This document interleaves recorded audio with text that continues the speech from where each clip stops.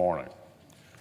Now, on another matter, last week Congress passed legislation to reauthorize the FAA, including its authority to collect and spend money for repairs and replacement parts for our air traffic control system. I'm proud that we worked together to get this bill over the finish line. Now FAA can continue to play a critical role in the federal government's response to the powerful hurricanes that have hit our country. The President's on his way to Puerto Rico to survey the hurricane damage personally and see how the federal government can continue to assist in the recovery efforts. Our thoughts remain with the hurricane victims as they continue to piece their lives and communities back together. During his visit, the President will have the opportunity to see the resilience of the Puerto Rican people. He can also witness the overwhelming support of their fellow Americans who have volunteered to help deliver relief. Much of that support has come from the military, including the men and women of Kentucky's own Air and Army National Guard, who've helped bring relief to Texas, Florida, the Virgin Islands, and Puerto Rico.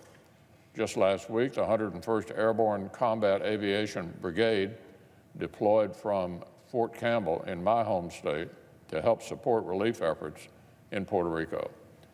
President Trump will also have the chance to see the groundswell of generosity from our communities. Many donated money, food, and other essentials. Other brave Americans left their homes behind to go to the disaster sites to offer aid. I'm especially proud to recognize some of Kentuckians who volunteered to join the relief efforts in the wake of these storms. The Kentucky Board of Emergency Medical Services selected 8 fire departments from around my state to send to Florida to assist local operations after Hurricane Irma. Working 12-hour shifts, these firefighters responded to 911 calls in Tampa as residents began to move back into their homes. Throughout my state, churches and nonprofits sent volunteers to help however they could. One religious organization arranged more than 200 volunteers to help flood victims in Texas and Florida. In all, they served over 78,000 meals, helped with laundry, and distributed many bottles of water. The Kentucky Humane Society stepped in to care for pets that were affected, and chapters of the American Red Cross from across the Commonwealth have mobilized to help where needed. The Kentucky Association of Electric Cooperatives sent dozens of linemen to Georgia to help restore power after Hurricane Irma. The joint effort from 17 of our state's electric cooperatives represents one of the largest mutual deployments in Kentucky history.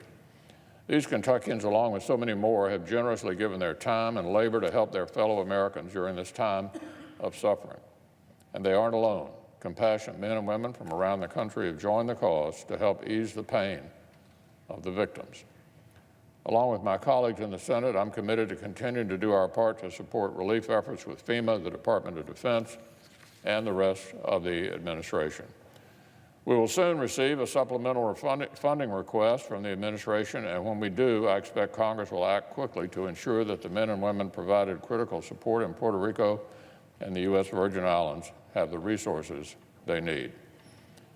The Senate will continue to stand with those suffering from these devastating storms.